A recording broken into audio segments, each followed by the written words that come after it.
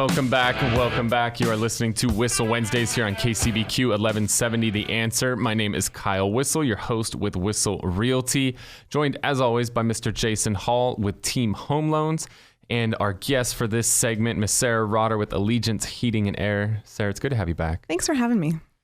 So we need to know, as we head into the fall season, what do people need to know about their HVAC systems? Well, first off, there's been a lot of changes with the type of gas that's used in the AC industry, the Freon that's used. And I deal with a lot of property management that likes to just change out, the boxes on the outside, the outdoor units. We can't do that anymore because the R22 Freon's going away.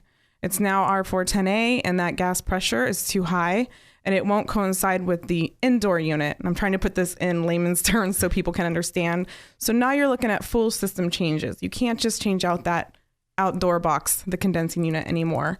It's actually the federal DOE, or the Department of Energy, has regulated that on Southern California. I can't really answer why they care. I think it's just money. Well, the government's always involved, but they've made this, basically a change that has to occur. So we as consumers and business owners and property owners of multiple different properties like Kyle, we've got to make these changes. So you're saying not only just the the exterior box, and I'm saying Xbox, right? Which definitely aged me because it was probably called an Xbox when I was younger before there was Xbox. You played Atari, don't lie. Definitely. I remember when Atari first came out. Yeah. I played even before. It was like Pong before Atari, guys. But I remember when Atari first came out. And so I know Kyle's just laughing. So what do you mean by interior? What's got to change inside there, Sarah? Well, you have an indoor unit that if you have a furnace that sits right on top of your furnace, whether it's in the attic, it could be horizontal, or if it's in your closet, it's going to sit right on top of the furnace. That works with that outdoor unit. So you can no longer just change out that outdoor unit. In fact, we just did that for you. We just changed out your outdoor unit. And we can do that. So we can have to do my indoor now too? No. They're just not manufacturing the 13C or R22 anymore. I just happen to have one in stock for you. And some companies like myself has bought up what is left, but they're not being manufactured anymore. Okay, I love it. Government just always changing things. Yeah, just more money. It's just going to cost you more money. So not only... And Sarah's team was excellent. My wife was so happy. Amanda was so excited when your team came out there, switched that AC, got that working. So that's an R22 gas. So if we had changed it over to the R410A, which is supposed to be more clean, more efficient, we would have had to do your indoor system as well. So I'm good for for how long? How long am I until this thing breaks down again? Well, until probably the indoor breaks down, but you're going to be good for a while. That's one of the things when people are looking at homes and they see a house that has like central heating in it, a lot of times they're like, oh, I just want to add air conditioning to it. So I'll just put one of those boxes, is what most people refer to a condenser as. Put one of those boxes outside and then I can have AC, right?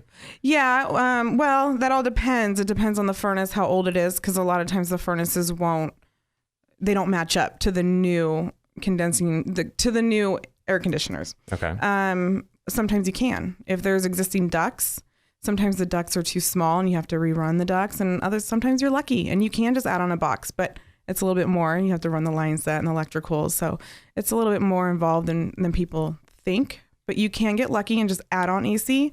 Or if it's really old, you will have to change out the furnace and the ducts that are in your attic.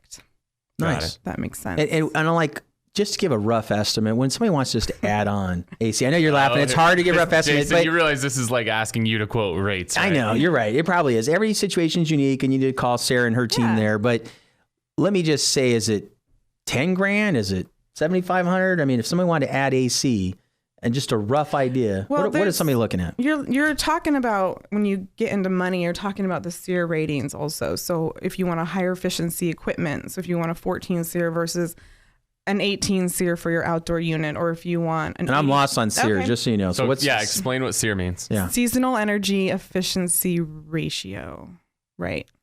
Wow. They basically take the city's peak cooling and they divide... You know what? That's boring. It's boring. I got you. It's just going to save you... It's going to save you money. It's going to lower your SDG&E bill, if you want to know. And then also, when you're talking about money, you're looking at efficiency going into the fall for the heat. Your 80% versus your 96% heaters. Your 96% works off 2 heat exchangers, which means you use less power. So your bill is essentially going to be lower. that's the easiest way for me to explain it so people can understand. But there's no way to give me even a rough idea. Okay. Well, you want to add on AC, or do you want a whole new system with? Just like Kyle was just saying, if you have a client who has central heat and they're thinking like, hey, I'd like to add on AC, and every situation's different. We're not holding Sarah, anything to it. you live in Santee. Let's call it an average 1,500 square foot, 3-bedroom, 2-bath house in Santee. $3,995 to $8,000. Okay, so somewhere in there, $3,900 to $8,000. So that's good to know. So if I'm out there listening, that's what you can, expect in a range when you're thinking about how to budget. But ultimately, what you want to do is you want to reach out to a professional, somebody like Sarah Rotter and her team there at Allegiance Heating and Air, and they do just a wonderful job. Thank you. Firsthand, honestly, you guys did such a good job. Anytime my wife's super happy working with contractors, that's a good thing because she's not always happy working. And you know how the contracting industry is. It's real important to know people that'll truly care.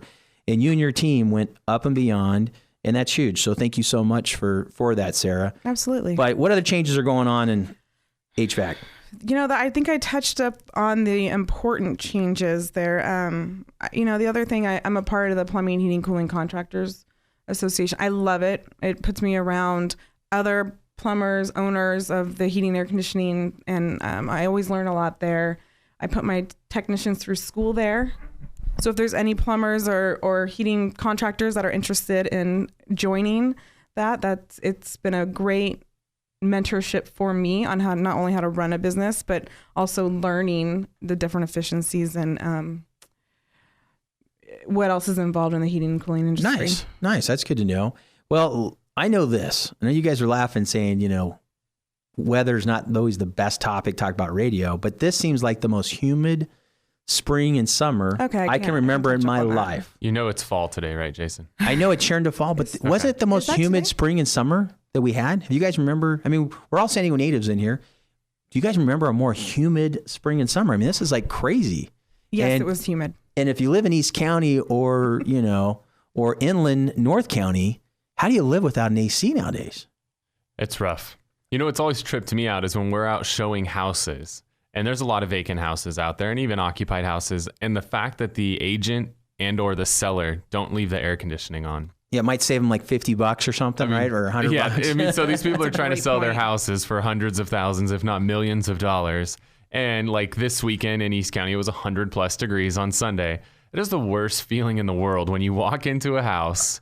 It's 100+ degrees out. You've been sitting in a nice air-conditioned car, and then you walk in. It's super hot out, and you go in the house, and it's 95 degrees. And all you remember is, I didn't feel good when I walked in there, honey. Yeah. Wait, I don't know what it was. Your buyer wants to leave. Yeah, and they walk in that house, and within 2 minutes, they're just like, get me the heck out of here. I hate this house. I don't even want to look at it anymore. Get me out of here.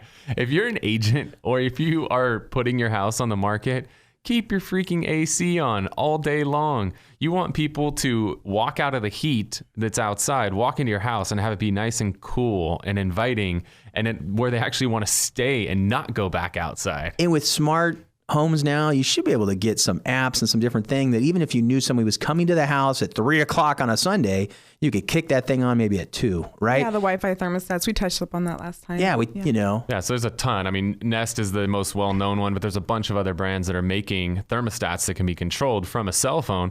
Like if you've got a showing, or if you're a seller, maybe give your agent access to, your HVAC system. And if there's a showing, turn that thing on before the agent gets there. And if you're super energy conscious, then have your agent shut it back off when the showing's over, or just leave it on all day. But those are great ideas. Cause like you said, when you come in, you want first impression means everything when you're showing a house, and saving a few bucks when you're trying to sell a house for $500,000. I mean, what's the average home now in San Diego, Kyle? It's between $500,000 and $600,000. Wow. Yeah. I mean, and if you're selling a home and the AC is not working, just give me a call before you show it. Yeah, that'd be a good idea. Be a great idea. So again, if you're an agent and you're putting a home on the market, get the HVAC dialed in. I mean, one of our clients right now, they are representing a buyer and they put a house in escrow and the AC is not working. They're probably getting a lot better deal on that house because the AC wasn't working when they were out there. Like, that's the worst feeling. You just walk in the house and you just start getting sweat pouring down your face, and you're just like, this sucks. I hate this house. One of my clients just got an escrow on a home in Bakersfield. He's a senior, retired, met a gal up in Bakersfield. Of course, she wants to stay near her friends and family. Ugh. And so he's like, Jason, I got to buy, up there. And I'm like, hey, I get it. The listing agent called me yesterday on my drive up to Fallbrook, where I coach that little football team. And they were like, hey, Jason, is Pat all good? Everything good? I'm like, oh, it's great. You're in great shape. Literally has an 800 credit score, all the good stuff. I go, it's 83 here as I'm driving through Carmel Mountain at 4:30, which I'm shocked to go, how hot is it there? She goes, I don't even know, but it never gets under 100 until sunset. Can you guys imagine 100 degrees every day? That's how it is in Phoenix. I've landed there on a plane at like 10 p.m. and it's 100 degrees still. I'm just like, why do you live here? But I guess that's why all the zonies are here every weekend, right?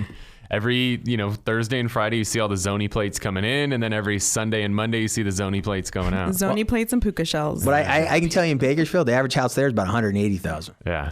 All right. That's the same in Phoenix. Yeah. Well, Phoenix a little bit more, but not a whole lot more. But you're right. So the heat definitely plays into it and the jobs. But, that is at least a place still somewhat close to Southern California. I consider Bakersfield. That's affordable. Just going to be really hot. So if you want to connect with Sarah over at Allegiance Heating and Air, give us a call or shoot us a text, 619-663-SELL, 619-663-7355. We will get you connected with her. We're going to head to a break. When we get back, I want to have Brian Kochi, Marketing and Media Manager over at Whissel Realty, on to talk about some other things you can do to make your home as appealing as possible for the photographs and to potential buyers. You are listening to Whissel Wednesdays here on KCBQ 1170.